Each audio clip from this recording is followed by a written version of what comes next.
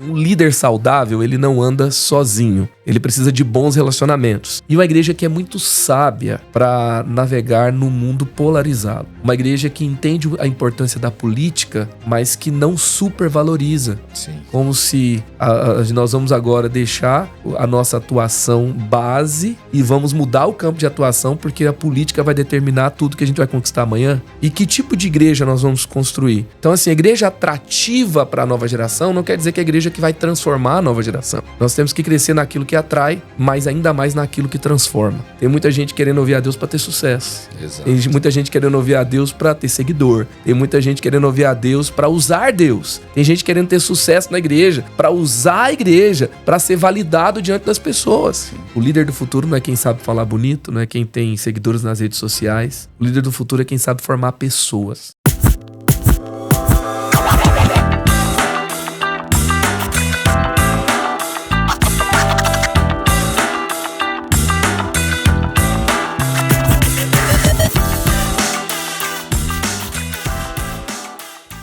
Fala aí, pessoal, tudo bem? Sejam muito bem-vindos aqui ao Plenicast, que é o podcast da Plenitude. Que alegria saber que você parou aqui nesse conteúdo e que bom que você vai poder aproveitar de tudo que nós vamos falar aqui durante esse tempo. Espero que seja muito proveitoso para a sua vida. Eu quero me apresentar, se você ainda não me conhece, meu nome é Diogo Scremin, eu sou o host aqui do podcast. Prazer, pessoal, meu nome é Hugo Scremin. Já percebeu que a gente é irmão, né? Eu quero te pedir aquilo que eu sempre te peço, que não te custa nada e vai nos ajudar muito. Se você puder aí curtir esse conteúdo, compartilhar com quem você conhece, se inscrever em nosso canal e comentar aí o que você está achando desse episódio, vai nos ajudar para que esse conteúdo se torne relevante, ele possa chegar a muitas pessoas e você, depois de assistir, vai entender que é muito importante esse conteúdo chegar a outras pessoas. Então, nos abençoe aí, beleza? Também quero te lembrar que se você quer comprar bíblias e livros com preço super acessível, acessa aí plenitudedistribuidora.com.br e se você quer revender os nossos produtos, tem aí, é uma igreja, é uma livraria, quer revender, acessa aí plenitudeatacado.com.br. Nós temos aqui uma equipe muito top para te atender, é só você entrar aí, você consegue conversar pelo WhatsApp, vai conversar com o humano, não é com IA, estão aqui à sua disposição para te atender, beleza? E lembrar também, se você tá aí na academia, quer ouvir o podcast, tem no Spotify também, tem no Deezer, tem uns par, né, Diogo? Eu que estava ouvindo os podcasts na academia, já não estou ouvindo mais, uma semana de academia que eu tava indo, focado. Fui jogar meu filho pra cima esse domingo e já distendi meu ombro. Coisa, né? É sinal que não é pra ele fazer exercício. Quero apresentar aqui hoje o meu convidado. Tô muito feliz de recebê-lo aqui. Já há um tempo queria conhecê-lo pessoalmente. Tô muito feliz por isso. Já bateu um papo muito bom ali. E eu quero apresentar aqui o pastor Marcos Madaleno, autor do livro Lidere para o Futuro. Olha que livro bonito, tá aqui na minha mão.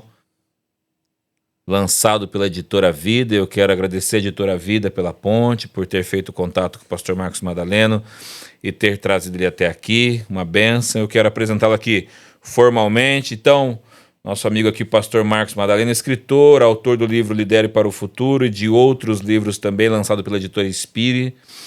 Ele é pastor, designer, isso daqui fiquei surpreso, designer muito legal, autor, mestre em teologia e mentor de líderes. 18 anos ele liderou a Juventude Eleve da Igreja da Cidade em São José dos Campos. Hoje atua na liderança da rede Inspire de igrejas, uma rede com mais de 1.500, mas ele me disse que já são mais de 2.000 igrejas que fazem parte da rede Inspire no Brasil e no mundo. Ele integra o corpo pastoral da Igreja da Cidade, ao lado do pastor Carlito Paes, com quem caminha desde 2005. É casado com a Mariana, é pai do Levi, do Samuel e do Pedro. Pastor Marcos Madaleno, seja muito bem-vindo. Seja bem-vindo, pastor. Muito obrigado, que bom estar aqui no Plenicast. Que bom estar aqui com você, Diogo, Hugo. Estou muito empolgado para esse papo, muito empolgado aí pelos insights, pela conversa que a gente vai ter aqui. E você que está aí acompanhando a gente, fica aí até o final. Vai ser um prazer interagir aqui também com você. Pastor, eu queria, na verdade, conhecer a tua história de conversão. Como que tudo começou na sua vida? Como conheceu Jesus? Olha só, eu nasci num lar cristão, né? Os primeiros convertidos de um lado e do outro, do meu pai e da minha mãe, foram os avós. Primeiro foram as avós, né? Que foram ganhando toda a família. Então, meu pai, ele era um empresário mas ao mesmo tempo ele tinha um chamado e ele se tornou pastor. E uma curiosidade é que ele e minha mãe lideraram por 21 anos o Ministério de Adolescentes. Uau. E o ano passado, quando eu fiz a transição do Eleve, que eu liderei por 18 anos, eu completei ao todo 22 anos liderando jovens. Então foi um legado que eu recebi. Mas como que eu fui parar ali nos jovens, né? Eu me converti aos 5 anos de idade na sala de casa com minha mãe falando que filho de crente não era crente, né? E ali no culto doméstico e tal, numa sala, naquele ritmo, né? Daquela igreja que era super cheio de, talvez, assim, restrições, que não tinha TV, mas tinha culto doméstico. Uhum. E ali ela fez o apelo, eu aceitei Jesus. Na adolescência eu me afastei da igreja. Naquele momento foi assim, uma escolha pessoal minha, que eu não culpo ninguém por isso. Eu tive um lar maravilhoso, tive uma igreja que me abençoou muito, mas não tinha naquele momento uma visão para uma nova geração. Então fico 2 anos fora, entro numa faculdade de design, começo a entrar no mundo de arte, de filosofia, de mercado, e com a ambição de um jovem ali entrando naquele meio, mas tenho uma experiência com Deus ali. No 2º ano de faculdade, volto para Jesus, termino a faculdade pregando a minha sala de aula. E eu era o motivo de oração de pais que não dormia até o filho chegar, que estava numa festa, que não sabia onde estava, e eu me torno resposta de oração onde um dia eu tinha sido motivo de oração. Uau. E ali então começo uma jornada de liderança de jovens. Eu fui pregar num acampamento para contar meu testemunho, né? E ali eu fiquei orando para a noite ser só louvor. Eu tinha medo de pegar no microfone, me falaram que ia ser uma conversa com adolescentes. Eu pensei, deve ter uns 10 adolescentes. Cheguei lá, tinha 200. E já era igreja da cidade? Não, isso foi em Goiânia, onde eu nasci ali, com os meus pais e tal. E ali eu pego e prego pela primeira vez e dou meu testemunho. Eu fico impressionado, assim, aquela sensação de ser usado por Deus. E nasce em mim aquela coisa assim, tenho que redimir esse tempo perdido, eu tenho que fazer algo. E eu começo a pregar para jovens e vem essa jornada de ganhar muitos jovens para Jesus, discipular jovens. Hoje, então, depois de um tempo, eu liderei com meu pai por 2 anos a juventude da igreja. Que legal. E depois de um tempo, eu vou para a igreja da cidade, conheço o pastor Carlito, num evento de igreja com propósitos. E ele me leva para ser o quê? Coordenador de marketing dessa iniciativa dele ali, né? De igreja com propósitos, que a gente estava treinando muitos líderes no Brasil, pastores e tal. E 2 anos depois eu venho assumir esse ministério de jovens. E nessa jornada, então, nasceu algo muito interessante. Eu passei, então, trabalhando com marketing, com design, com criatividade, com inovação e, ao mesmo tempo, trabalhando com novas gerações. Aí nasceu a minha jornada, então, onde eu passei a mentorear líderes. 10 anos liderando a Eleve, lanço o livro Ministério com Jovens, que quando a gente lançou o livro, foram só 1000 livros, porque, puxa, não é para todo líder, para líder de jovens, em menos de um mês estava esgotado. E ali, então, foi algo que começou a dar uma autoridade para falar com o líder de jovens. E depois, então, lanço o Creatives em 2021, Sim. que era um momento que... com jovens é o laranja, né? É o laranja. Isso, o Creatives é o amarelo. Amarelo. E hoje, então, depois dessa jornada, né? Novas gerações, criatividade, tendo concluído essa jornada de liderança de jovens diretamente, tendo formado o Elton, que está fazendo um excelente trabalho, está aqui com a gente, lá na Juventude Eleve. Eu tenho atuado bem diretamente nessa frente de... mentoria de líderes, pastores, ainda também muito presente no dia a dia da igreja da cidade. A pergunta foi sobre conversão, né? Mas eu quis fazer aí um resumo de uma jornada que me traz até então ao Lidere para o Futuro. Tá? E na época que era igreja com propósito, ainda nem tinha Rede Inspire ainda, não era esse o nome, era só igreja com propósito. Era só igreja com propósitos. E depois até assim a mudança de nome, né? Porque a Igreja com Propósitos abençoou muitas igrejas no Brasil, no mundo. O livro Uma Vida com Propósitos, o que fala desse livro, né? E uma influência maravilhosa. Agora, a metodologia, né? Muitas pessoas pegaram como se fosse um método de igrejas, que acaba sendo algo restritivo e também cumpriu um papel durante um bom tempo. Hoje nós estamos atuando com inspiração de líderes, acima de modelos, de métodos. Deus unge líderes e não métodos, acima de também denominações. E tem sido uma experiência assim, um líder saudável, ele não anda sozinho. Ele precisa de bons relacionamentos. E tudo que nós produzimos na igreja da cidade, material de jovens, adolescentes, adultos, homens, mulheres, casais, tem uma equipe lá de mais de 100 pessoas produzindo esses materiais e tendo sucesso nesse ministério. Esse ano nós batizamos de janeiro a agosto quase 1.700 pessoas. Nossa, quase 10 mil pessoas se converteram. E esses materiais que Deus está usando para essas frentes ministeriais, nós disponibilizamos para todos na rede. Não tem nada que a gente não produza na igreja que não seja pensando nessa rede, que tem ali pastores plantando igreja com 50 pessoas, pastores com 1.000 membros, né? Outros já... Tem diversas situações em diversas realidades, América Latina, Brasil, Estados Unidos, Canadá, Europa, África. Sim. E a ideia é multiplicar e abençoar, e esses pastores que estão dentro também compartilham esses recursos. Pastor, voltando um pouquinho na sua primeira pregação, que era um bate-papo com os jovens, adolescentes, e de repente estava pregando. Aí você já entendeu o seu chamado pastoral ou você acha que foi algo gradativo na sua vida? Eu tive uma experiência muito forte com Deus. Porque com a minha insegurança, né, com a minha história e também com a minha vontade de fazer a diferença, eu tava meio chocado, meio assim, sentindo ali debaixo de pressão. E quando eu pego no microfone e eu começo a falar, eu sinto um fluir de Deus que tornou aquilo assim leve. Eu percebi Deus atuando na vida daqueles adolescentes, a minha história, né? Uma ferida fechada é um ministério aberto, então eu começo a falar da minha história, as minhas feridas de relacionamentos errados e como Deus moldou o meu coração para caminhar em retidão. Isso foi algo assim muito poderoso. Eu vi o que eu posso falar ali, uma unção de Deus. Sim. Naquele chamado onde eu comecei a ficar extremamente inconformado de ver jovens e adolescentes vivendo aquilo que eu tinha vivido. E aí, para mim, sim, foi um despertar de um chamado. Durante 22 anos, você liderou os adolescentes, jovens ali da igreja da cidade. Foram 18 anos liderando o Eleve, né? 20 anos fazendo parte da equipe e 2 anos lá com meu pai. Foram 22 anos de Ministério de Juventude. Então você viveu o grande salto geracional de juventudes. Então você viu essa diferença na pele ali, liderando jovens. Como que foi isso para você? É muito legal essa pergunta, né? Porque eu comecei liderando geração X e Y. Então, eu 18, 19 anos, quem estava ali com 25, 28, já era geração X. Que é mais velho que a gente hoje. Assim, a partir aí dos 45 até quase 65 aí é geração X. E eu, milênio, né? Os cringes, a geração Y, e vivendo aquele momento, né, uma geração extremamente otimista e tal. E aí, quando eu então passo ali nos anos de 2010, né, 2015, eu já estou liderando a geração Z.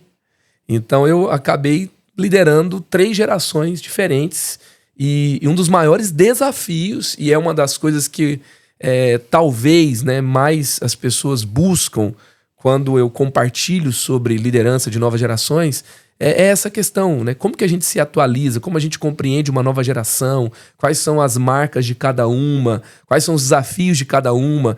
Então, a cada, talvez, 5 anos, tudo que você fazia, a equipe já transicionou, alguns ficaram, outros não, a juventude já mudou bastante, o mundo mudou bastante, e é uma reinvenção constante, né? Um líder de jovens, segredo, ele precisa ser quebrantado, né? Ele precisa... eu preciso fazer uma coisa diferente, fazer um teatro, saber mexer com tecnologia, com redes sociais, fazer um vídeo legal, fazer conferência, entender os movimentos. Tudo isso, daqui 5 anos, pode não ser algo que conecta, né? A gente entrou na fase que os pregadores pregavam como apresentadores de TV, de programa de auditório.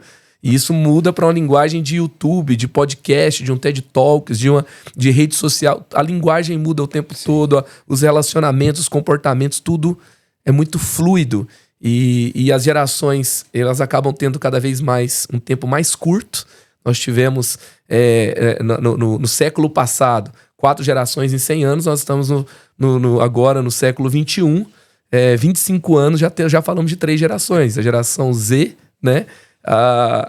Tem os milênios tardios, a Z e a alfa, né? Então e já se fala de uma nova depois da alfa, né? Que se fala de beta, W, Covid, não sei. Né? Então a gente já fala de talvez quase 4 gerações. Meu Deus, realmente tem que acompanhar tudo. E as diferenças maiores e as gerações menores. E é isso que te leva, qual é a semente que gera no teu coração para que você pudesse escrever esse livro Lidere para o Futuro? Uma coisa que eu ouço muito, que mexe comigo, é que nós estamos lidando com tempos difíceis.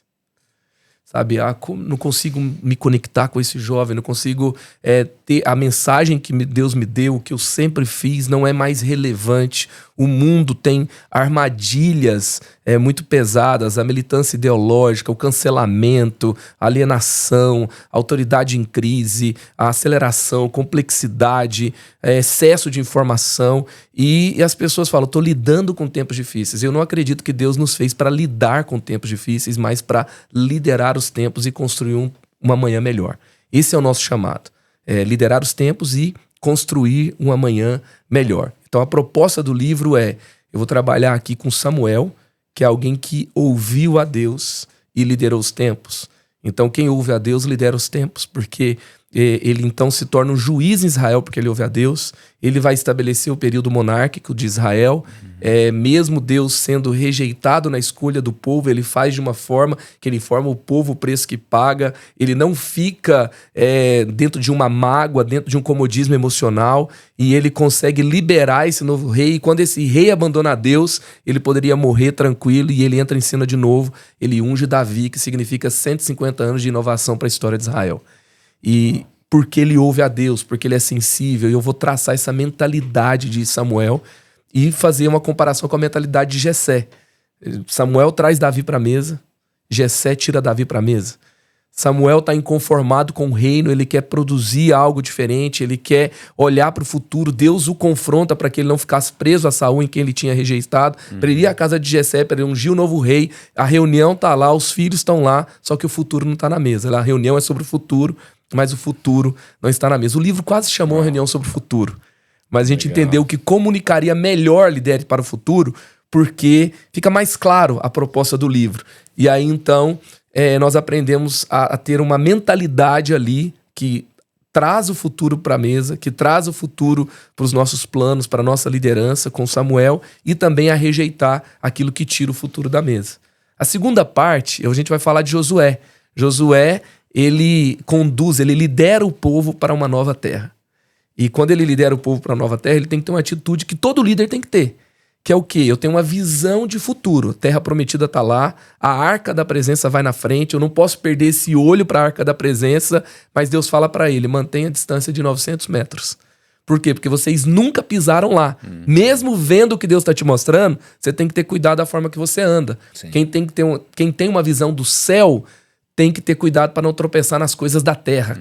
Tem muita gente que tem visão do céu, mas tropeça em gestão, tropeça em tecnologia, tropeça em comunicação, tropeça nas skills mais importantes do tempo, tropeça na linguagem, na forma que, assim, essa questão dos direitos humanos, as questões que são atuais, as neurodivergências, a questão da política, como que nós vamos lidar com isso? Eu posso ter uma visão de Deus, mas eu posso estar sendo cancelado, eu posso estar sendo, de alguma forma, eu posso estar tropeçando em coisas que não deveriam. É claro que a igreja vai sofrer perseguição, mas que não seja por justa causa, que não seja por falta de preparo, que não seja porque a gente não se atualizou, que não seja porque... Isso, e Deus dá o espaço, 900 metros, aprende, filho, né? 900 metros para você aprender. E é interessante que isso é tão necessário que quando eles atravessam, que eles pisam na nova terra, o maná cessa. O alimento de ontem não vai ser suficiente para o novo tempo que Deus tem para nós. Então a gente tem que aprender a cultivar essa nova terra. E aí, nesse tempo de Josué, essa é a proposta. Tem uma história muito emblemática, tá? Que é a Ponte Choluteca em Honduras. Não sei se você já ouviu falar dessa ponte. Se a galera puder colocar essa ponte na tela. Coloca essa aí, ponte, ela, quando você olha para ela, dá uma olhada nessa ponte aí. Parece que tem alguma coisa errada, né? Nessa ponte. O que tá acontecendo? Vou abrir aqui pra ver. Quer ver? Ponte Choluteca. Ponte Choluteca e Honduras. Olha só, se dá uma olhada nela... Não parece que tá por cima do rio, né? Então, ela parece que ela tá no lugar errado, ela tá ligando nada a lugar nenhum. Essa ponte, o que aconteceu? Será que foi um engenheiro EAD né? Que cara que projetou essa ponte? Por que tá dando errado aqui? E a ideia aqui que nós podemos compreender é o seguinte, que essa ponte foi construída, a história sobre ela, em 1996. E melhores engenheiros, o que havia de mais avançado de tecnologia, construíram uma ponte que resistisse a furacões. Região de muitos furacões. E aí, então, em 1998, o furacão Mitch chega e arrasa a região, a ponte fica intacta, mas o rio muda de lugar. Então, com Josué, o que eu vou trazer aqui no livro, né? Legal. Como que a gente abre mão de estruturas envelhecidas que não servem mais para seguir o curso do rio, do que Deus quer fazer no novo tempo. O alimento de ontem não serve para hoje. Tem coisas, sabe? Eu tô cansado de ouvir gente falando, porque essa nova geração, eles não produzem como as outras, eles não são resilientes, eles não são, sabe? Eles são muito vulneráveis. O adolescente, né, de ontem exibiu o seu tênis novo pro amigo, o adolescente de hoje exibe o cartão da psicóloga pro amigo. Né? Ele, vai lá. Se eu falasse pros meus amigos, né, adolescentes, eu tô indo na psicóloga, eles falam, você é doido. Você é doido, é. Agora, se o adolescente hoje fala assim, olha... A minha psicóloga diz, ele já é um cara, né? Já é um cara intelectual. Intelectual, né? É chique, o cara é desenvolvido, ele tem um profundo conhecimento sobre si mesmo. Sim. Sabe? Ele é outro nível. E aí, isso impressiona uma geração anterior.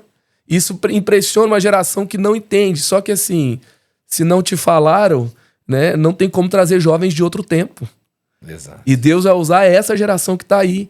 E é sobre elas que a gente tem que falar o que João falou. O que João falou? Vocês são fortes, o poder de Deus está em vocês, a palavra de Deus em vocês permanece. Vocês já venceram o maligno. E nós temos que ser essa voz profética, porque a geração mudou, o tempo é outro. E Deus não está assustado.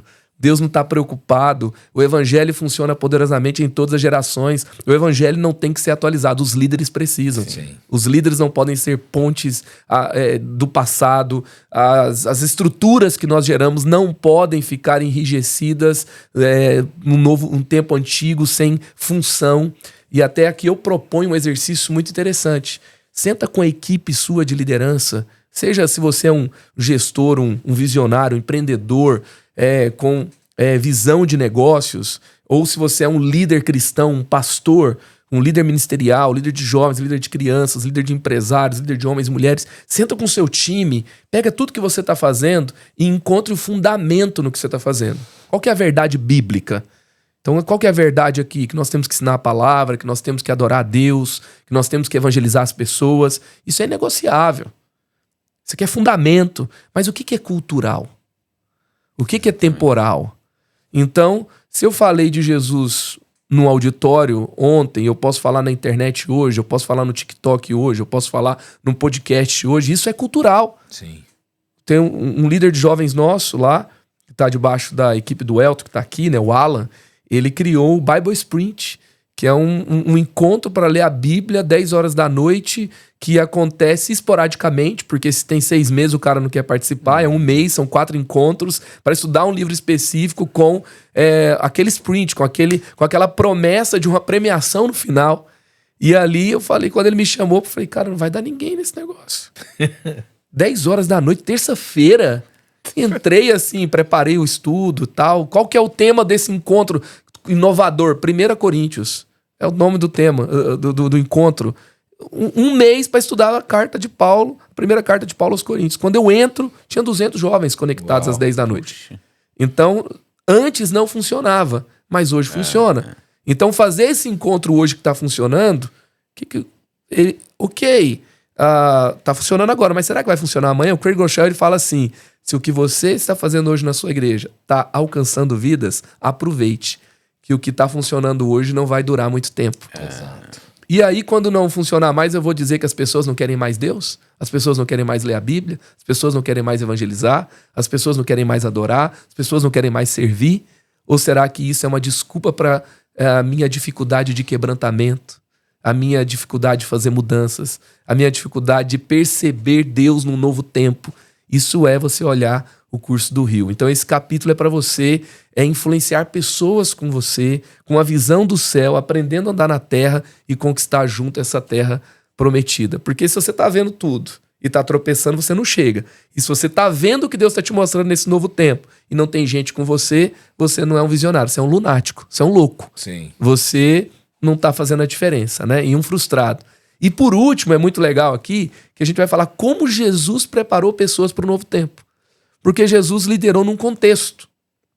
3 anos ali o seu ministério público, ele forma aqueles 12 discípulos e o contexto que ele está falando, que ele está atuando, não era o contexto da igreja primitiva de Atos, mas ele preparou aqueles jovens, aqueles líderes para o contexto adiante deles, que ia ter derramar do Espírito, que ia ter a igreja caindo na graça do povo, uma multiplicação extraordinária, mas também ia ter perseguição, mas também ia ter outros desafios adiante. E deu tão certo que a gente está aqui hoje, Sim. 2025, fazendo um podcast, falando de vida cristã, porque o que ele fez deu certo. Então ele é o maior mestre do passado, do presente e do futuro. E como que ele preparou pessoas? Para qualquer futuro. Então eu estou falando aqui, o livro lançado em 2025, mas funcionou nos tempos de Jesus, funcionou no primeiro século, vai funcionar agora e vai funcionar até Jesus voltar, né? Agora, quando a gente pensa, voltando lá para Samuel, então, quando ele é profeta, ele já não era mais um jovenzinho e ele então agora tinha uma mentalidade um pouco diferente daquela geração que estava ali, com a visão de Deus. Então ele conseguiu projetar Davi para fazer grandes coisas depois e ajudar Davi nesse processo. Mas hoje existe uma dificuldade muito grande por conta desses saltos rápidos geracionais, dessas conexões. Então o que eu percebo nessa vida de igreja também, de várias igrejas, e olhando para pessoas, conversando com pessoas, é que existe essa dificuldade de conexão. Como trazer, então, essas pessoas mais antigas para conseguirem conectar agora com essas pessoas mais novas? Que esse é o grande desafio que eu vejo hoje da igreja. Esse é o grande desafio, mas quando ele existe, significa que tem mais de uma geração lá. Quando ele existe, é um bom sinal. Se na igreja você está reclamando dos jovens, você já tem uma igreja que é uma bênção. Porque tem jovens lá. Sim, porque muitas igrejas já perderam. Certo? Então, a primeira coisa, agradeça a Deus. Ensinar para a igreja o valor de uma geração diferente, tanto a geração mais nova reconhecer a mais velha e vice-versa, isso é um primeiro valor que um líder deve ter hoje, tá? Eu acho que a gente tem que contar as histórias dos avivamentos para que a gente valorize mais isso. Eu pude visitar a capela lá de John Wesley, em Londres. A primeira vez que eu fui, eu tinha uma tarde para visitar, um dia inteiro para visitar. No final da tarde eu cheguei ali e tinha uma voluntária coreana de cerca ali de 80 anos de idade, 70, 80 anos. E ela vem até mim e fala assim, volte amanhã porque não tem voluntários. Eu falei, o meu voo é amanhã, eu só tenho hoje, eu vim do Brasil. Ela falou, então ora para Deus mandar voluntário. Então, consegui visitar a capela, mas a casa de John Wesley, nessa primeira vez eu não consegui fazer aquela foto emblemática lá, né? Faz mais uma vez, na marca do joelho de John Wesley lá. Eu não consegui porque não tinha voluntário. Então, e quando eu vou atrás do prédio ali da igreja, o túmulo de John Wesley, a parte de cima foi vendida para escritórios executivos, talvez para manter o lugar funcionando.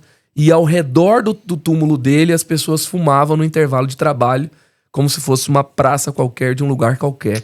Aquele lugar que foi um palco de um grande avivamento. Hoje é um museu. Então, nós precisamos trazer essa consciência.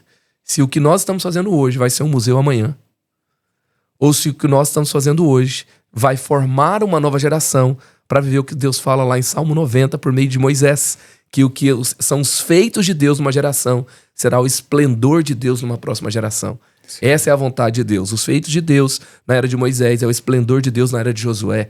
Então esse é o chamado de Deus para nós. E temos que ter uma consciência também. Qualquer conexão geracional é um exercício de quebrantamento. É um exercício de humildade. Por quê? Porque eu estou reconhecendo que eu não tenho tudo. Deus não deu tudo para uma geração só. Sim. Enquanto uma geração está com energia, está com criatividade, está com ousadia, não está medindo os riscos, uma outra tem recursos, uma outra tem sabedoria. E quando você junta O que Deus derramou num tempo, você tem a plena manifestação dele num tempo. Deus é um Deus de geração em geração. Então a gente tem que ter isso como um valor. É difícil? É. Mas Paulo fala, combati um bom combate. Quer dizer, tem um combate que vale a pena e um que não vale. Sim. Então, você ter uma conexão boa com seu filho adolescente, você ter uma conexão com os adolescentes e os jovens da igreja, você alcançá-los, você entender a linguagem deles, você repensar o que você está fazendo para ouvir o trap que eles estão ouvindo, para entender, para assistir o Minecraft que eles estão assistindo, para entender o tempo de atenção de uma nova geração que mudou completamente. Mudou. Assiste o Star Wars, assiste o Minecraft. Vê quanto tempo se desenrola para chegar ao clímax de um filme, para contar uma história, para construir um personagem. O tempo de trilha sonora, quanto muda. Mudou tudo. Então, fazer isso, fazer esse exercício, eu estava com um grupo de líderes ontem, numa grande igreja, fazendo treinamento, eu perguntei quem assistiu Minecraft. Eu falei, então vamos fazer um exercício de humildade aqui, um exercício de interesse pela nova geração. Sim. Assista esse filme para estudar quem é a nova geração, para tentar compreender, para entender a dor que eles têm. E, ao mesmo tempo, uma nova geração que entende uma geração mais antiga e vai entender também as diferenças e o valor que eles têm, vai ouvi-los com respeito e honra, também é um exercício de quebrantamento, é um exercício de humildade. Quando nós mostramos isso, nós estamos construindo uma cultura onde a conexão geracional é um valor. Essa tensão, ela existe, é uma batalha difícil de ser travada, mas é um bom combate a ser lutado. É um bom combate que a igreja deve lutar por ele, porque senão o que nós estamos construindo hoje será um museu amanhã. Isso deve ser um valor num lugar onde Deus está fazendo algo. E assim, só para concluir essa linha de raciocínio, Não anda a bala. toda vez que eu falo de juventude, eu não posso ver novas gerações, crianças, adolescentes e jovens, eu não posso ver apenas, sei lá, quando eu falo geração Z, geração alfa, quando eu tô falando disso no contexto de uma igreja, no contexto de assim, tô perseguindo o mover de Deus, quero ser parte do que Deus está fazendo nesse tempo. Eu tenho 50, 60, 70 anos, eu tenho 40 e eu quero ser parte do que Deus está fazendo nesse tempo. Nova geração vai significar algo. Não é só um culto na igreja, não é só um movimento pra galera participar, não é só um acampamento pra galera ir, não é só um evento, sabe? Não é só atrair multidão com um convidado conhecido. Você tá trabalhando duas possibilidades. Nova geração vai determinar numa igreja ou um avivamento ou um pós-cristianismo. Estude os avivamentos. Verdade. Todos eles, a maior parte de conversão foi de jovens. Sim. O despertamento inicial foi de jovens. Mais de 90% dos convertidos, jovens. Estude pós-cristianismo. Vai nesses ambientes onde um país cristão que enviou avivamento para o mundo se tornou um país de maioria de ateus, como a Alemanha, como a Europa hoje. O que você vai perceber? Suíça, eu fui na Suíça, fiquei escandalizado. Gales. O que você vai perceber? Que a igreja perdeu uma nova geração. Então, essa consciência tem que ser clara dentro de uma igreja. Então, eu não gosto. Então tá bom, você vai ficar fora do que Deus está fazendo? Eles são difíceis, nós vamos trazer jovens de outra geração. Mas é complicado. Assim, sabe o que é controle? Porque assim, às vezes o que nós queremos? Um ambiente controlado. Nós queremos um ambiente do nosso jeito. E controle é insegurança disfarçado de liderança. Sim. E as igrejas que controlaram, as igrejas que não tiveram sensibilidade, quebrantamento para entender, se reinventar, todas essas igrejas, elas entraram em colapso. Elas são as pontes de ontem, que liga nada a lugar nenhum. E quando você entra, parece que você atravessou um portal do tempo, né? Século passado voltou. Sim. Né?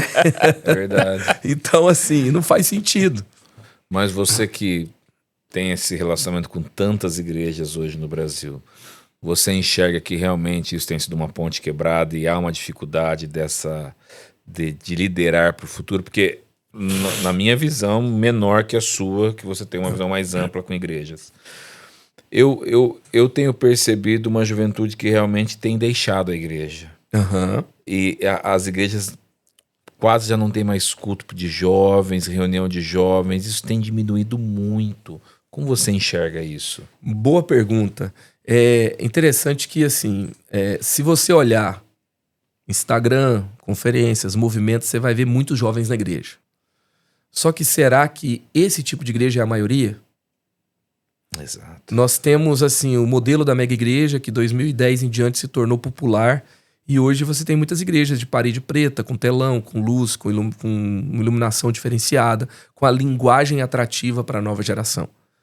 Só que, ao mesmo tempo, quando você estuda... Vou falar de 2 dados aqui, tá? Tem um dado de uma pesquisa da BBC, que saiu em 2022, que fala sobre os jovens sem religião. São Paulo e Rio de Janeiro, os jovens sem religião já tem um número maior do que o número de evangélicos e o número de jovens católicos. 16 a 24 anos, jovens sem religião, 34% em São Paulo. E aí você pega evangélicos, 32%, então tem uma parcela muito grande, 14% de católicos. Mas o número que mais cresce é o de sem religião. Os jovens ainda são uma força muito importante da igreja. Sim. Mas, ao mesmo tempo, o que você vê? É um termo que a gente tem usado agora, que a juventude está em avivamento e em retirada ao mesmo tempo. O que é isso, né? Se você perguntar para essa galera desses grandes centros urbanos, eles estão dizendo que creem em Jesus. Mas é como eu estava evangelizando o Uber semana retrasada. Como eu fui de São José dos Campos para Congonhas, deu bastante tempo para falar de Jesus ali. E ali, quando a gente está chegando no ponto, ele tira do porta-luvas do carro um devocional cristão e um evangelho segundo Allan Kardec. E ele fala, eu leio os 2 todos os dias. Então isso passou a ser bonito. Você ter diferentes perspectivas. São pessoas que são os turistas espirituais. Eles conhecem tudo, mas não se comprometem com nada. Sim. Então você tem um avivamento, crescentes movimentos, crescentes conferências, uma grande ilusão com multidões e redes sociais, mas um pouco comprometimento, um baixíssimo comprometimento com a igreja. Então o que nós vemos? A nova geração ela está aberta a crer, mas ela rejeita uma instituição religiosa. Ela foi educada, ela aprendeu que igreja é lugar de escândalo, igreja é lugar de projeto de poder, igreja é lugar de militância política e ideológica. Igreja é um lugar que não é confiável. Igreja é lugar de roubar seu dinheiro. Igreja é lugar de roubar seu dinheiro, que é a construção de um projeto de poder. Sim. Então, assim, quando eles começam a se envolver um pouco mais próximo, essa é a impressão que eles têm. E que tipo de igreja nós vamos construir? Então, assim, a igreja atrativa para a nova geração não quer dizer que é a igreja que vai transformar a nova geração. Nós temos que crescer naquilo que atrai, mas ainda mais naquilo que transforma. Porque nós vivemos uma era que a ciência do marketing, a ciência da gestão, a ciência da psicologia se desenvolveu mais do que aquilo que nos leva aos fundamentos, aquilo que nos leva a, de fato, a uma conexão profunda com Deus, uma jornada de formação espiritual que vai realmente formar alguém que é um discípulo de Jesus. E isso é um grande problema hoje. E aí sim, você tem jovens que não estão conectados com a igreja. Respondendo a sua pergunta, falando de hoje, né? Falar de uma outra pesquisa, né? Falei que ia falar de 2 pesquisas. Outra pesquisa que nós fizemos na Rede Inspire, 440 igrejas responderam. E a gente falou de discipulado. Não foi sobre crescimento de igrejas, nem de nova geração. Mas o que é uma das coisas que ela revelou: 30% das igrejas estão em declínio. 40% estão no platô. E apenas 30% estão crescendo. Então, todo o barulho que a gente vê, lógico que essa não é uma amostra exaustiva, a gente poderia pesquisar 2 a 3 mil igrejas para ter uma amostra melhor, mas eu não acredito que vai mudar muito, tá? A maioria das igrejas não estão crescendo e não estão alcançando jovens. E quem está alcançando, há um grande frenesi, há um grande movimento em torno de multidões, mas não exatamente uma formação e multiplicação de liderança. Então, o modelo de liderança do marketing digital formou o quê? Alimentar igrejas que alimentam uma plateia de consumidores. Formou comunidades superficiais e líderes esgotados.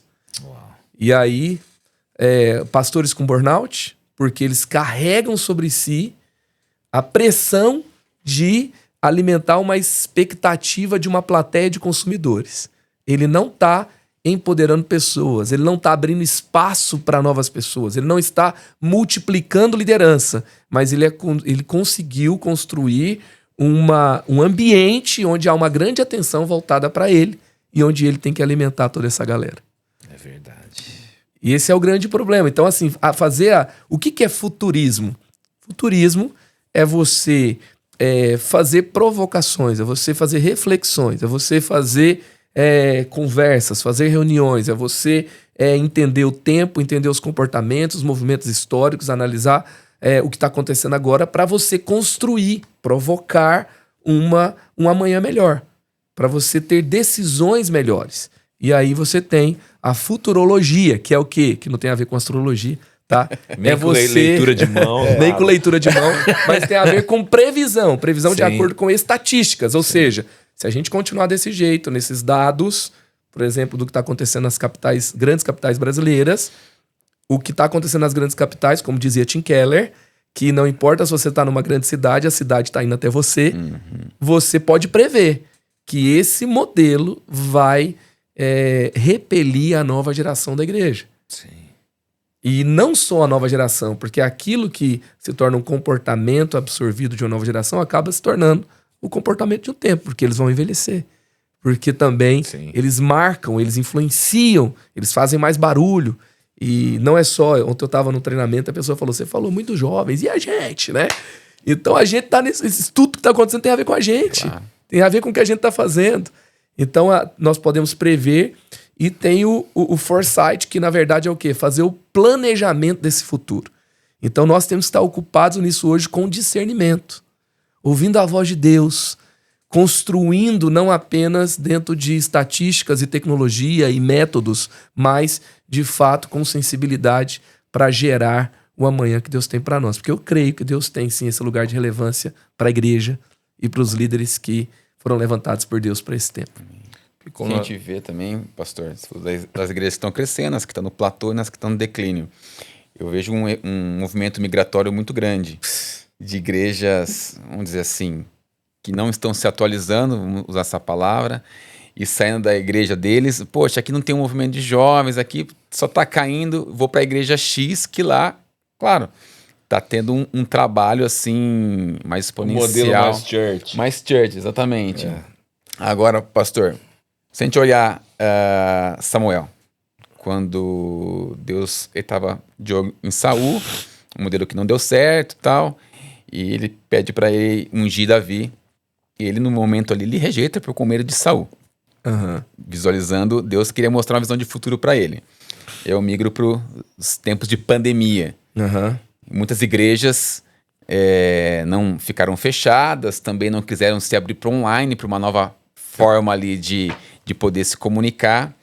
Você disse que, por vezes, o futuro gera incertezas. Como fazer para esse líder sair dessa situação onde ele está vivendo aí naquele momento e que a igreja não está indo para frente, para ele poder caminhar para essa geração, para esse futuro sem ter medo? É interessante, né? Tem algumas características ali quando Deus chama, 1 Samuel 16. A primeira coisa é que Samuel fala, Saul tá descontrolado, ele vai me matar, vou morrer. Então os movimentos dele eram claramente percebidos na nação, ele tinha muita autoridade, ele era muito respeitado, ele chamava atenção para si. E quando ele chega numa nova cidade, então Deus nunca dá uma visão, Deus nunca te chama para algo sem te dar uma estratégia. Boa. Então essa foi a resposta de Samuel para Deus, vou morrer. E Deus fala para ele, fale que você vai até Betel para sacrificar. Então você vai fazer um sacrifício. Então Deus deu para ele uma resposta, Deus deu para ele um caminho e funcionou. Então nós temos que obedecer à voz de Deus. Como que a gente vence o medo? O medo é um espírito, né? Sim. Porque Deus fala por meio de Paulo para Timóteo, Deus não te deu o espírito de medo. E como que eu venço esse espírito? Obedecendo a Deus. Se Deus falou, ele deu a estratégia, eu tenho convicção disso, algo novo vai acontecer. E tem 5 coisas que Samuel tem que romper para ungir esse novo rei, tá? Então, ele se torna alguém que desenvolve uma sensibilidade para ouvir a Deus. Por quê? Porque dentro da casa de Eli, ele era o único que servia, ele era o que mais servia. O dia dele era, Samuel, pega essa túnica, Samuel, limpa esse chão, Samuel, me traz o chinelo. Né? Esse era o dia a dia dele. E quando Deus chama ele, ele fala, tô aqui, já corre, para dizer, pode falar que eu faço agora. Pode ser de manhã, de tarde, de noite, de madrugada, literalmente. Ele se levanta, se coloca em prontidão.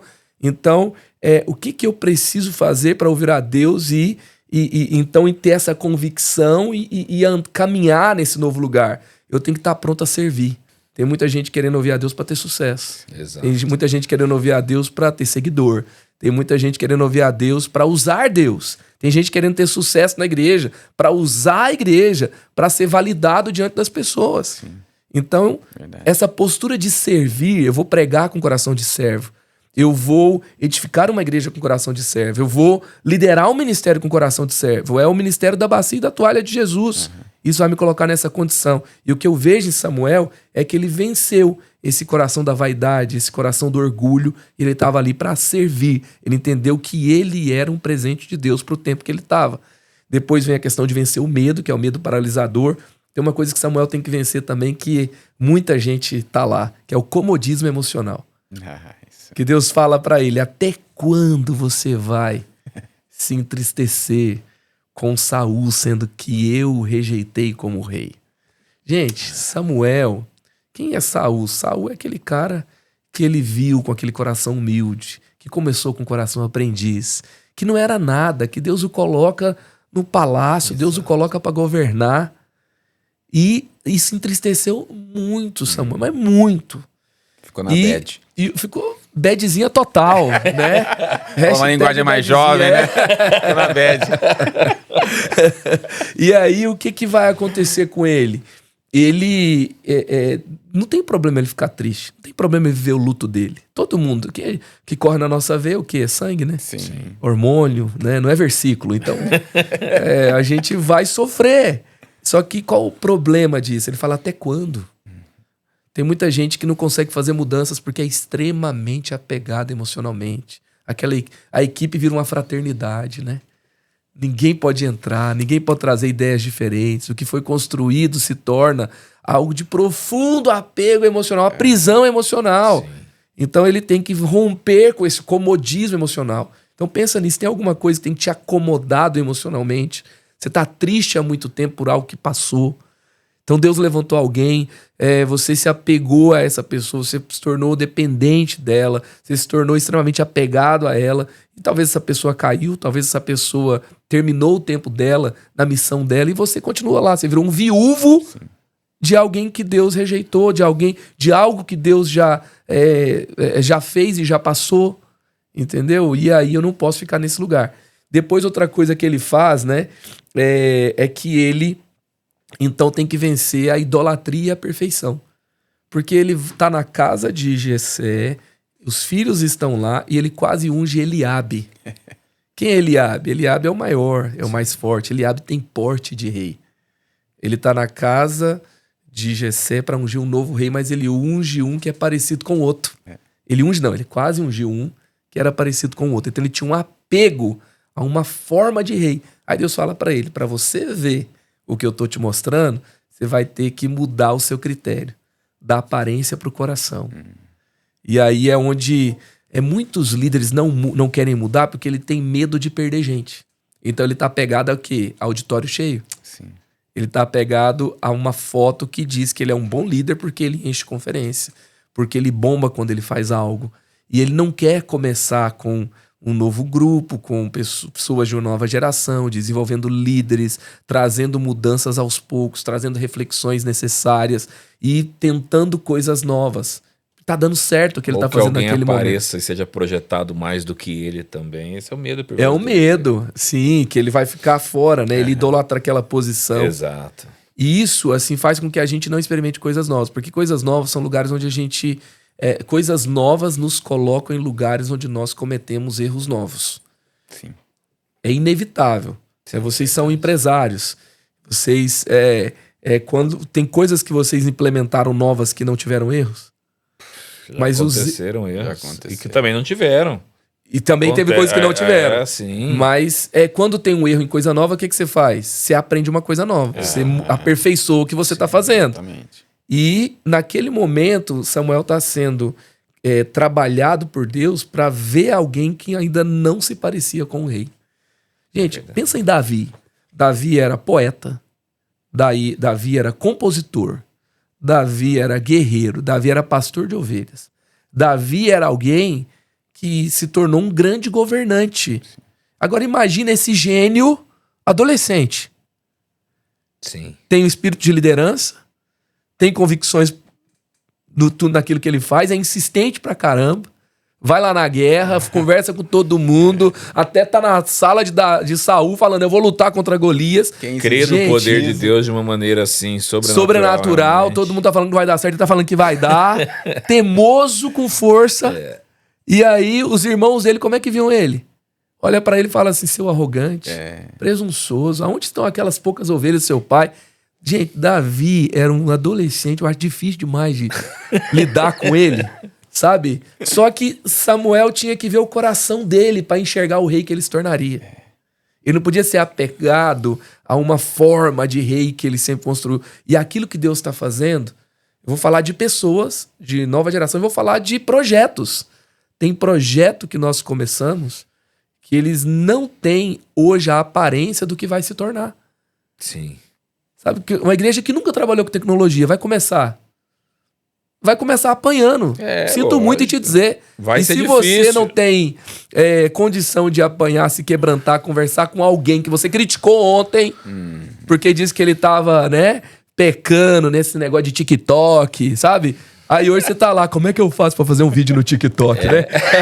É do capeta, TikTok. É do capeta. Você criticou o jeito de vestir, o entretenimento, a cultura, a linguagem, a música, a tecnologia. Agora você quer aprender, mas é melhor manter uma posição de orgulho, sabe? Sim. Então esse é um exercício que nós temos que fazer para não ser a ponte que não leva nada a lugar nenhum, que funcionou ontem, mas não funciona mais hoje. Sim. E a gente não pode ser apegado, a gente não pode ter essa idolatria da performance, do resultado imediato, da perfeição, porque lugares novos fazem a gente apanhar, errar, aprender, se quebrantar, ser refeito, ser aquele apego excessivo, preciosismo que a gente tem em tudo que a gente faz. É um programa que vai passar. Gente, tem igreja que nunca muda o nome de um ministério, sabe? O tempo é outro e ele tá lá com aquele, sabe? A sala dos jovens é a tribo entendeu? Reunião da mocidade. De Judá, sabe? Reunião, enfim, né? Porque ele acha mais espiritual. Tem gente que se apega a uma tradução da Bíblia. Pra ele é mais espiritual, né? Um podcast sobre isso aqui com o pessoal da SBB, sobre traduções bíblicas. Se não for vós sois, não é ungida a versão, né? Então, assim... Exatamente. Vocês são a luz do mundo. Não, isso não pode ser Deus falando. Agora, vós sois a luz do mundo. Não, e aí Deus falando, aí é ungido. Prefere que as pessoas não entendam a Bíblia. E, olha, pega um texto de Jó, que, por exemplo, Jó 14, acho que fala sobre as enxúndias nas ilhargas. Cara, o que é isso? Cara, você não sabe. Claro que não sabe. Aí você vai para uma tradução, mas não vai falar que é sobre as dobrinhas que a gente tem, as gordurinhas que a gente tem na barriga. Cara, então você Eu acho que a gente não gosta mais por causa disso. Eu acho também. Das dobrinhas. A gente não gosta das dobrinhas. Se fosse na geração nossa, a gente falava o quê? Vamos pro dicionário. Mas se é de hoje, fala o quê? Vamos pro chat GPT. Eu já tô indo. Então, começa com a nova geração. Eu lembro de um dia que um adolescente me falou chat GPT. Eu falei, como assim? Não, que a gente não tem um negócio novo, que você manda uma mensagem e ele te responde. Eu falei, vai pegar esse negócio. Eu pensei hoje tá todo mundo lá, né? Até nós. Tá todo mundo lá. Porque o negócio só traz coisa antiga, né? Antigamente ele tinha uma base de conhecimento que só trazia notícia mais antiga, era até um certo limite de ano. Agora todo mundo tá lá. Agora, Pastor Marcos, eu tava pensando uma coisa aqui, enquanto a gente conversava, como a gente tá falando de uma liderança cristã, um cara que tem que liderar para o futuro, uma visão cristã. Hoje, você não acredita que os líderes de hoje que estão preocupados com pessoas que eles estão perdendo, a igreja que está esvaziando, eles não estão mais preocupados com a técnica ou o que fazer para manter essas pessoas na igreja do que voltar ao princípio, joelho no chão, oração, buscar o Senhor, porque por vezes na nossa cabeça nós achamos, cara, sou eu que vou... É claro que tem uma parte nossa, mas sou eu, cara, o que eu posso fazer? Deixa eu ver o que aquela igreja está fazendo, eu preciso de uma técnica nova, eu preciso comunicar de uma maneira diferente, mas se esquecem do dono da seara. E isso acaba sendo um problema também. Tem isso, né? Muitos líderes começaram com o coração quebrantado, ouvindo a voz de Deus. e terminaram construindo um projeto de poder pessoal. Sim. Aquilo que eles construíram, o sucesso que conquistaram com a bênção de Deus, foi algo ao qual eles se apegaram. E eles não conseguem mais agora, né, ver tudo isso que eles construíram como algo que é do Senhor. Sim. E que é para a glória dele, né? E que ele faz quando ele quer, do jeito que ele quer. Nós só temos o que Deus nos dá, né? E uma outra coisa também, por exemplo, tem as críticas, né, que as pessoas fazem. Vou ter que aprender uma forma nova de me comunicar por causa das pessoas. Então você é uma igreja humanista? Então vou viver para satisfazer os desejos pessoais da igreja? Será que é isso? E a gente tem que ter clareza sobre isso, né? Não é sobre ser uma igreja humanista, colocar as pessoas no centro, mas ser tão bíblica e tão centrada em Jesus que a gente vai dar para as pessoas o valor que elas têm. Sim. Pega Lucas 15. A dracma perdida. O filho perdido. Né? São 3 coisas perdidas no texto. E a ovelha perdida. E tudo que foi perdido teve tanto valor que se parou, né? O pastor deixou as 99 e foi atrás de uma que faltava. Quem perdeu a dracma, né, parou tudo que estava fazendo e foi até encontrar. E o pai esperou o filho até a sua volta, mesmo tendo feito o que fez. Ou seja, o perdido tem muito valor para Jesus, não tem? Sim. Será que tem valor para nós? Exatamente. Eu gosto quando eu começo a ler Hebreus, e aí começa, né? Deus falou por meio dos profetas, por muito tempo, pela lei, de muitas formas, mas nos últimos tempos decidiu falar por meio do Filho. Ou seja, Deus falou de muitas formas, em muitas gerações, e nos últimos tempos decidiu falar por meio do Filho. Deus mudou o jeito de falar, gente. Teve que mudar. Deus mudou, entendeu? Então, assim... Se Deus mudou, por que a gente não pode mudar? Por que eu não... O que Deus deu para o mundo? Deus deu o seu único filho.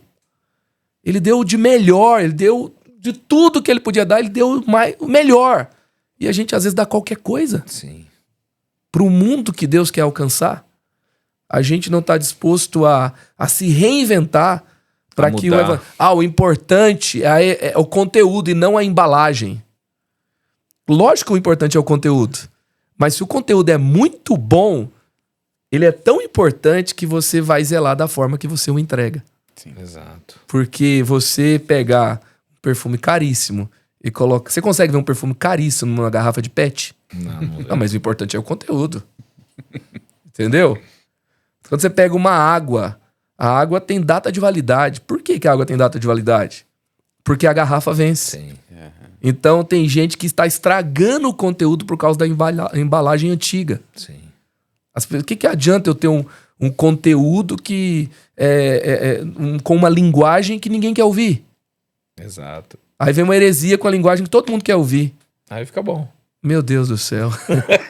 E outra, atraia pela embalagem e dê um bom conteúdo. Atraia, não tem problema. A maneira que você pode atrair... Você pode ter diversas maneiras de atrair. Sendo um bom líder, você, cara, se não tá dando assim, vou procurar uma outra maneira de atrair. Claro que você não vai ficar fazendo papagaiada, micagem pra atrair pessoas, mas você pode mudar a forma de atrair. Sim, e na sua identidade, né? Porque tem uma coisa que a nova geração percebe é quando é fake, né? Não, você tá forçando. Forçando tudo, não tem você tá sentido com 70 nenhum. anos falando que nem um menino de 20. Não tem...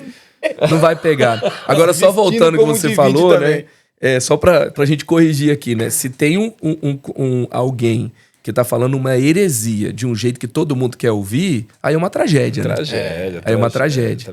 E o que é o maior combate? O combate mais eficiente é aquilo que é fake, aquilo que é uma mentira, aquilo que é um engano. É o que é verdadeiro. Exatamente. Então, a gente tem que ser extremamente zeloso. A gente tem que ser extremamente amoroso. Sim. Com a mensagem que a gente prega, com o valor que a gente dá a ela, para que ela alcance eficazmente as pessoas do nosso tempo. A mensagem já está pronta. Exato. Ela não tem que ser preparada. Mas nós precisamos nos preparar. Precisamos pregar a Bíblia. Porque às vezes as pessoas querem achar algo novo dentro de um texto que já foi construído entre 1.600 anos de construção. e já está disponível para nós aí há centenas de anos. Então, assim, tudo que tem aí já foi pregado. A gente tem que ser como os de Bereia, pregar realmente Quase 2000 anos, né? a palavra e trazer a verdade para as pessoas. Mas nesse formato que a gente tem, centenas de anos, né? Antes eram cartas aí espalhadas para tudo quanto é lado. Então, voltar realmente à essência e pregar o verdadeiro evangelho. Amém. É isso. Uma pessoa que eu já conversei algumas vezes e que... Porque eu acho que o líder também tem que saber o momento de parar ou de transacionar. Uhum. Carlito Paz já falou pra gente 2 vezes. Esse aí é bom, hein, gente? Não é? Esse aí é. Ele disse 2, aqui inclusive, falou, Diogo, Hugo, quando eu chegar, eu já tô fazendo planos para que eu possa fazer minha transição com 60 anos de idade. Porque ele entendeu que tem uma galera vindo aí que pode comunicar talvez melhor que o pessoal que tá vindo, né? E assim, eu louvo a Deus pelo líder que eu tenho, né? Eu ando com ele há 20 anos. E muitos o admiram de longe, né? Eu sei o que é passar as crises, os melhores momentos, sim, ali perto dele. E a forma que, assim, como ele levanta pessoas, desenvolve pessoas. Ele não é um líder preocupado só com as multidões, ele não está iludido com elas. Exato. Ele está sendo generoso na entrega para formar pessoas boas. E ele não é alguém que quer matar quem surge no ambiente porque vai ofuscar quem ele é. Pense em alguém que celebra o que cada um de nós perto dele, né, vive, conquista. Ele é o primeiro a celebrar, a promover. Que legal. Né, ele é realmente um líder com esse coração, né, quebrantado, visionário, que ouve a Deus, que se reinventa, que está olhando para o futuro, que lê os movimentos das igrejas que não fizeram boas transições, que não quer que aquilo que ele construiu seja algo que acabe porque ele não abriu espaço para uma nova geração. Então é um líder extraordinário. Fala assim, uma alegria que eu tenho mesmo é de ter essa grande referência, ter ele como pai espiritual e ser alguém que é esse grande mentor da minha jornada, sim, como pastor, como líder. A frase que eu mais gosto dele: ninguém faz nada grande sozinho. Essa é clássica. Né? E se fizer sozinho é porque não é grande. Exato, é muito. É a máxima dele. É a máxima. Pastor, se você fosse dar um conselho para um líder que está assumindo hoje, baseado no seu livro, por exemplo, se o Elton fosse assumir hoje, qual o conselho assim máximo? Sei que tem vários, mas se você pudesse dar um conselho para um líder que está assumindo hoje, qual conselho você daria? Olha, um conselho para um líder, né? Se você não se move com o tempo se move sem você. Então, você precisa estar realmente nesse lugar, onde você ouve a Deus, onde você lê a nova geração, lê os movimentos do seu tempo e percebe que Deus está fazendo algo novo. Eu lembro quando eu cheguei, por exemplo, em casa, né? Eu diria isso para esse líder. Eu cheguei na minha mesa de trabalho. Eu era ali alguém começando nos primeiros anos de ministério. Eu tinha um carro de 2 portas, morava num apartamento gigante de 38 metros quadrados, onde a máquina de lavar estava do lado do fogão, porque não tinha nem lavanderia.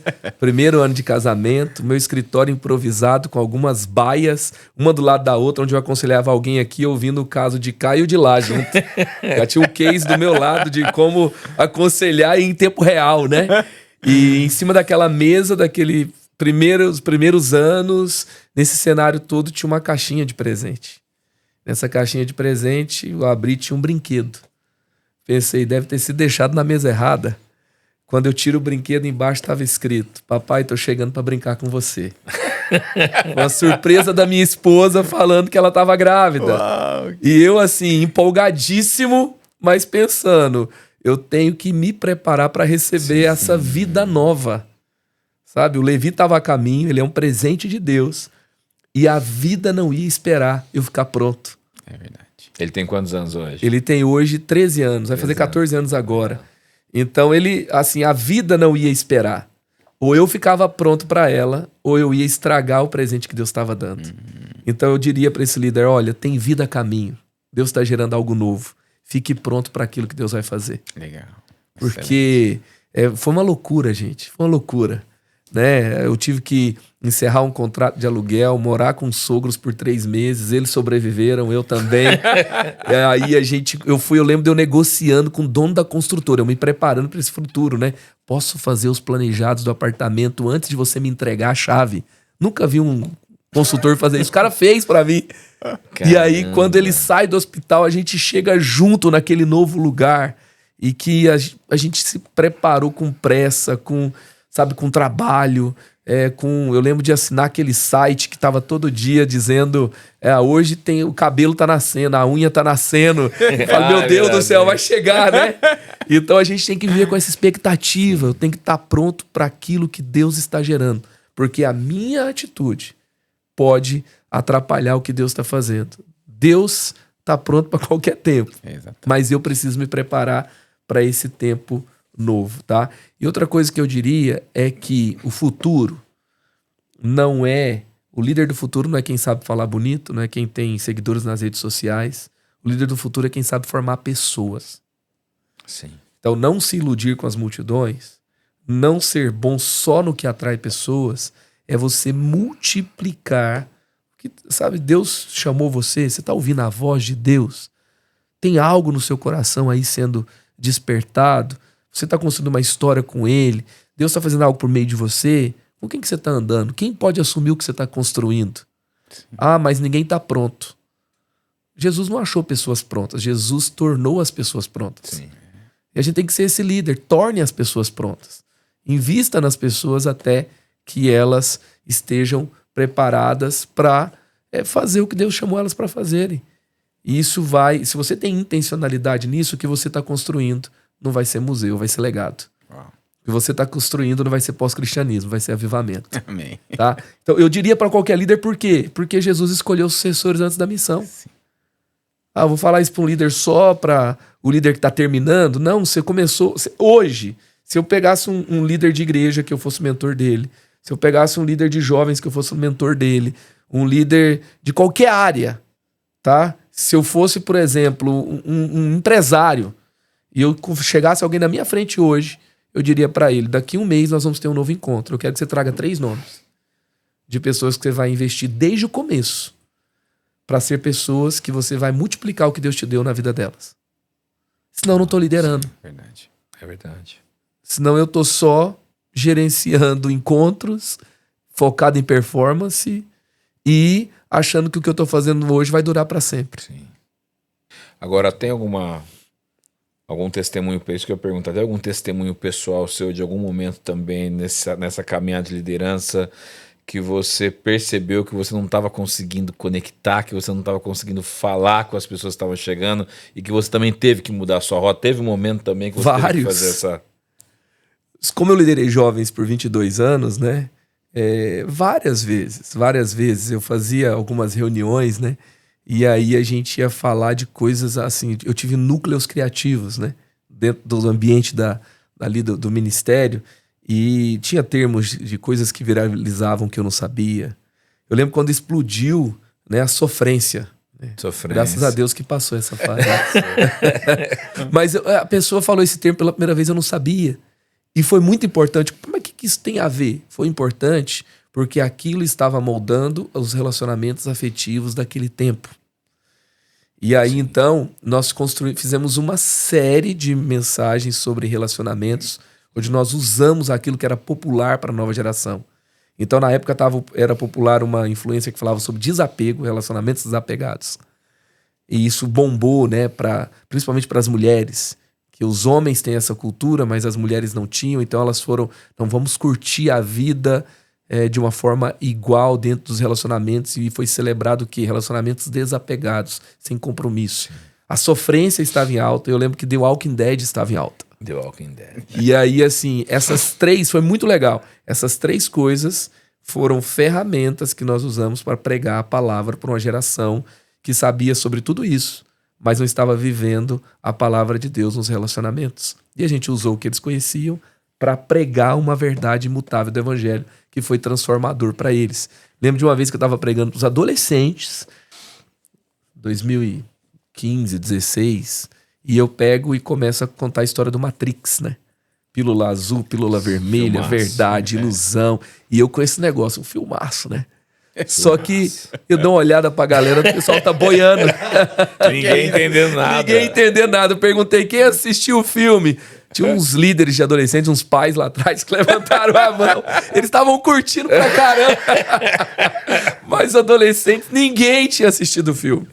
E aí eu entendi, falei, cara, além da triste realidade que eu tava ficando velho, né? Eu percebi que eu tinha que mudar as referências, mudar as linguagens. E isso faz toda a diferença. E hoje, o meu momento atual, né? O que mais me faz perceber que eu tenho que me atualizar é meu filho. É verdade. Tá, outro dia eu peguei o Elton, né? Entrei no carro e falei, Elton, mostra pra mim aí umas músicas que a galera tá ouvindo, que eu quero colocar no meu carro quando meu filho entrar pra eu fazer uma moral com eles. Entendeu? Porque, e aí assim, aí eu lembrei do que falavam pra mim. Quando eu era adolescente, que eu usava a camiseta preta, que eu ouvia o rock, me falavam, isso não é música. E eu ouvindo aquela música, entrando no speed flow, com 200 palavras, em 3 segundos, tentando entender onde estava a harmonia, a melodia, a letra estava falando umas paradas legais, tentando entender, né, o que havia de melhor naquele... E eu lembrando, né, o povo falava, né, pra mim, isso não é música. E eu aqui hoje estou vivendo o mesmo desafio. Então esse é um desafio constante, tá? E mais do que entender uma linguagem, qual é o propósito disso?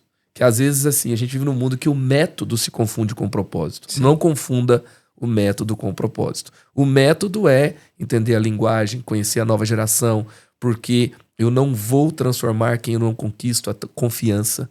E se Deus me levantou para ser importante no tempo que eu estou vivendo e para além dele, eu vou ter que ser relevante para a nova geração. Sim. Então, o propósito é que Deus me chamou para fazer diferença com ele. O propósito é pastorear uma nova geração. O propósito é fazer, responder ao chamado de Deus nesse tempo. Mas o método eu preciso me quebrantar, conhecer a nova geração. Eu preciso entender a linguagem, saber o que é geração Z, o que é geração alfa, o que é geração milênio, entender modelo de gestão. Até assim, né? Modelo de gestão. O CEO de ontem era um engenheiro, um economista. O CEO de hoje parece um psicólogo. Sim.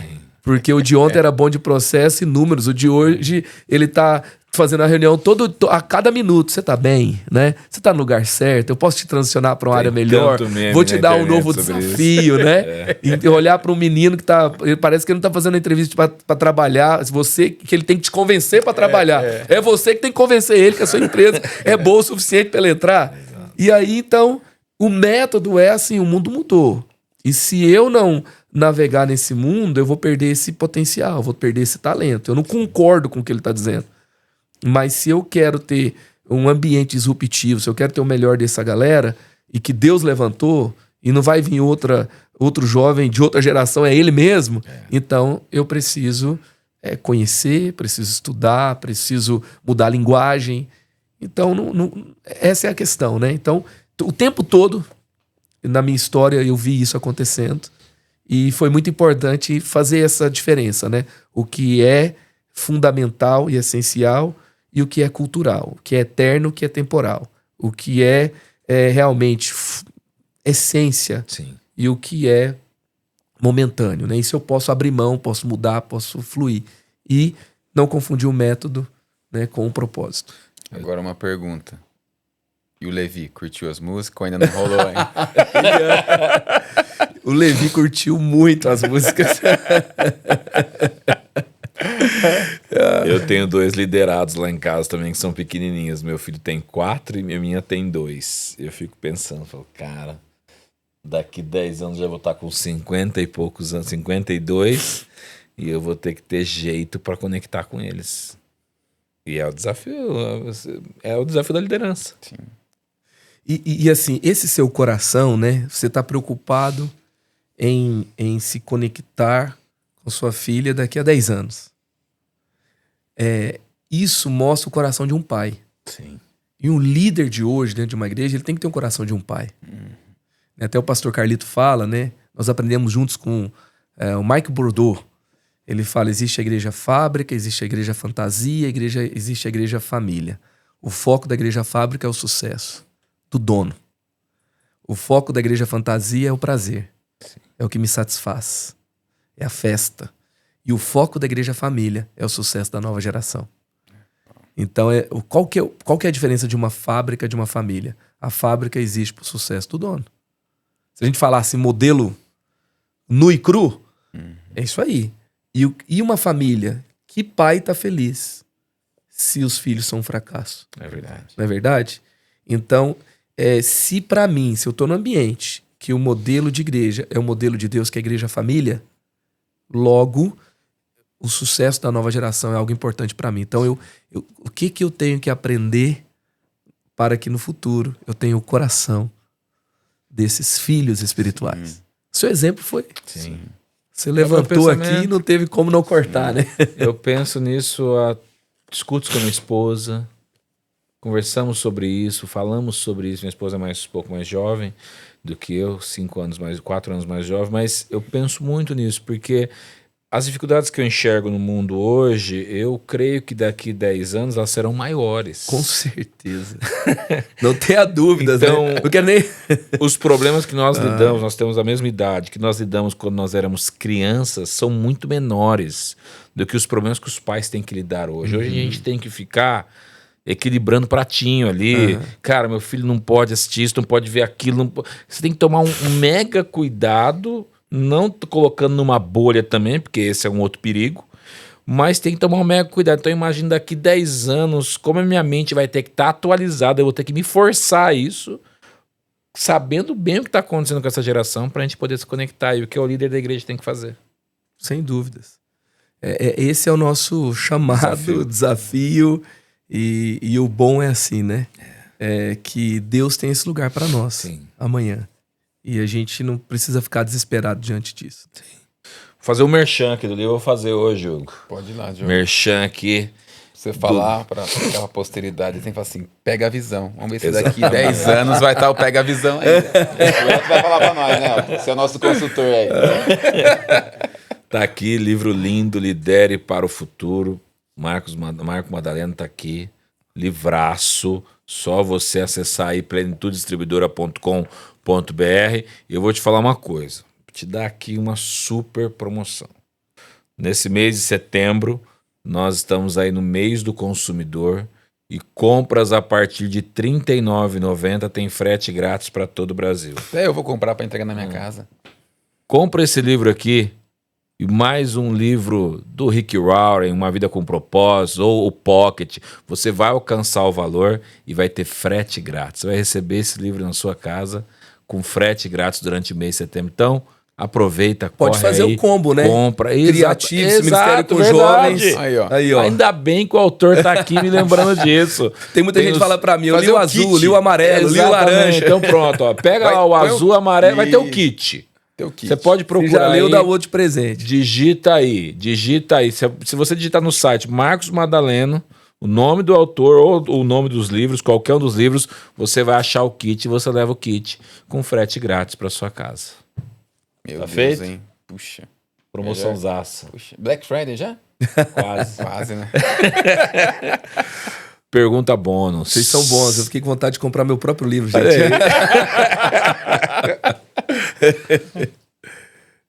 Você já deve ter lido muitos livros na sua vida. E aqui, como nós trabalhamos com livros, nós gostamos sempre de saber do autor quais são os 2 livros que mais marcaram a vida dele, com exceção da Bíblia. Boa pergunta. Difícil reduzir em 2, né? Olha, um livro que me ajudou, assim, absurdamente a entender melhor, inclusive contextualização, entender a profundidade do evangelho aplicado ao nosso tempo. O livro do Tim Keller, Timothy Keller, Igreja Centrada. Um livro absurdo. E um livro recente que, assim, me abençoou muito sobre um livro anti-superficialidade, tá? Que é A Vida Profundamente Formada, de Rick Villodas, editor Inspire. Esse livro foi, assim... eu li ele em 2024, foi o melhor livro do ano. Que legal. E marcou muito a minha vida, né? O livro Enraizado, já tô indo no bônus aí. O livro Enraizado, que é um livraço também, foi um marco para mim. Assim, eu tava assim, indo pra fluência do inglês. Eu nunca tinha lido um livro inteiro em inglês. Quando eu peguei ele em inglês, eu não consegui parar. Foi o primeiro livro que eu li inteiro em inglês. Que legal. Tá, no ano que ele foi lançado nos Estados Unidos. Depois a editora Espírito publicou, né?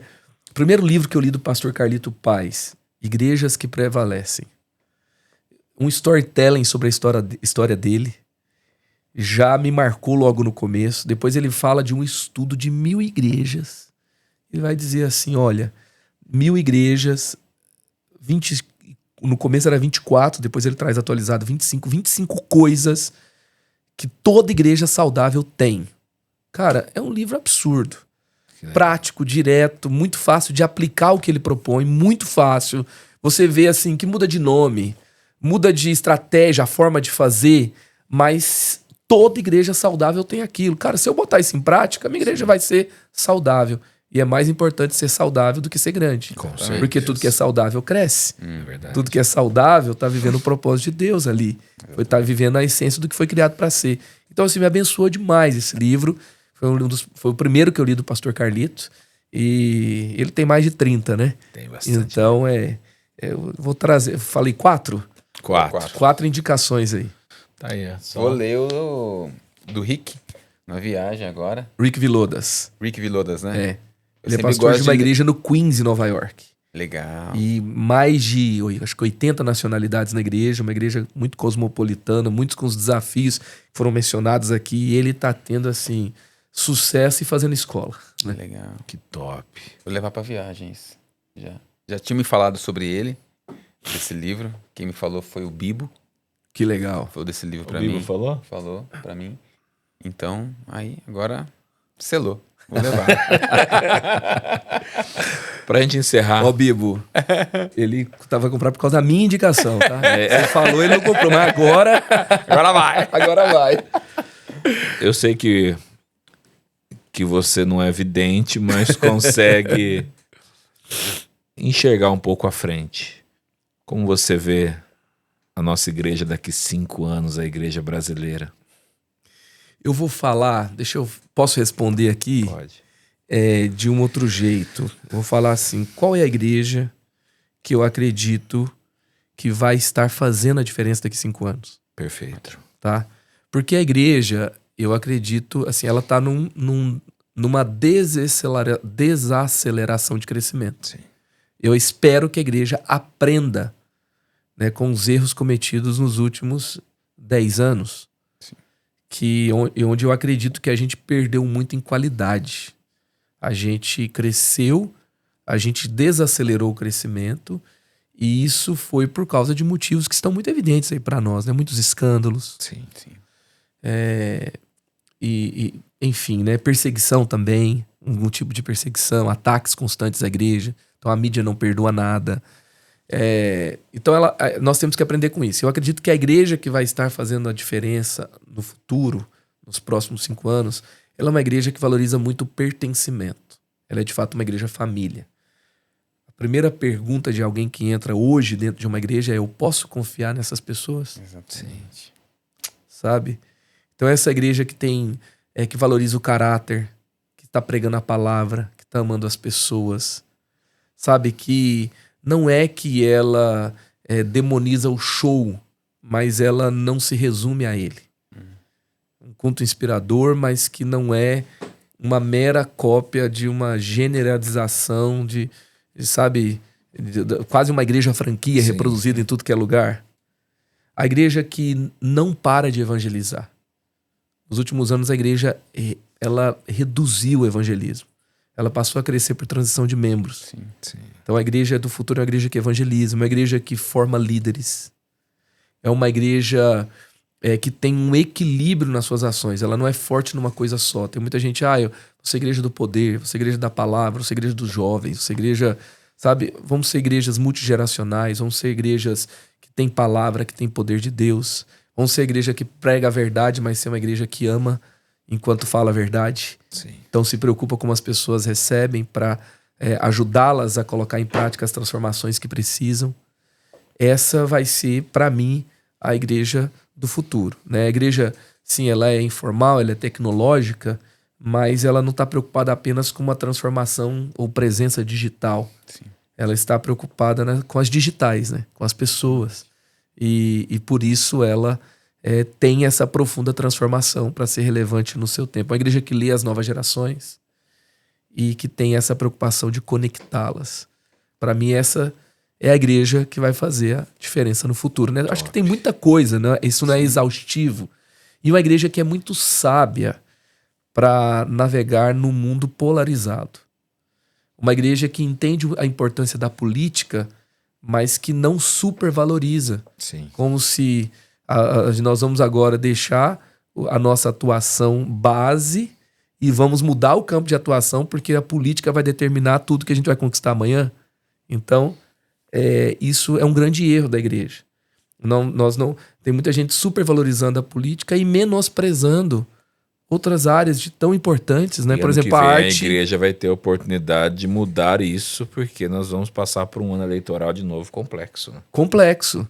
Será que nós vamos ter pastores militantes? Como vai ser tudo isso? Será que a gente vai ter, né, uma igreja que também não conscientiza sobre a importância da cidadania, de um voto saudável? Exato. Igrejas que vão se dividir por causa de Partido A ou B? Partido A ou B, candidato A ou B. Igrejas que vão achar que existem só para uma ala, né? Exato. Então, isso não pode ser armadilhas que pegam a igreja que está focada no plano de Deus. Sim. Que Deus nos dê sabedoria, né? Amém. Pastor, obrigado. Foi um prazer bater esse papo, porque sabe que durante essa 1h30 que nós passamos aqui, abriu muito minha mente para muitas coisas, foi muito esclarecedor para mim, creio que para você também, conforme a gente tem vida de igreja, a gente vive na igreja. Então isso trouxe muitas coisas boas aqui na minha mente que a gente pode discutir, inclusive como igreja. Uau. Então, obrigado. O prazer é meu, eu fico muito grato por esse tempo, a forma que vocês estão conduzindo, o trabalho que vocês estão fazendo. Eu ouvi aqui antes, né, sobre também o trabalho missionário de vocês, poder conhecê-los aqui mais de perto e também estar nesse podcast que está abençoando tanto o Brasil. Amém. Foi muito especial para mim. Espero que abençoe também aí todo mundo que está acompanhando. Obrigado. E aí o convite está aberto, pastor. 1, 2, 3, já pede música aqui já, tá? A porta aberta aqui para você sempre. Se vocês tiverem coragem, vai ser um prazer voltar, né? E o que eu falei no começo é uma verdade. Você era uma pessoa que eu queria muito sentar para conversar. É de verdade. Uau, que legal. Então hoje estou tendo prazer aqui de realizar esse desejo. Quero bater um papo pessoalmente com você. Na próxima, vem pra gente almoçar junto. Isso. Então, pronto. Convite aceito, hein? Vamos marcar a data. Foi o melhor parmegiante de Campinas. Aí, ó. Bora. Meus amigos, obrigado por você ter nos acompanhado aqui, assistido esse episódio para mim incrível. Espero que tenha abençoado muito você aí. E aproveita o seu dedo aí, ó, o seu mouse. Então, encaminha para o máximo de pessoas que você puder. Comenta, curte aí, porque quanto mais você interagir aí com este conteúdo, mais o YouTube vai entender que ele pode ser disparado para mais pessoas. Então, faz essa gentileza para nós aí. Beleza, meus amigos? Beijo no seu coração e até a próxima. Até. Tchau, tchau. Valeu.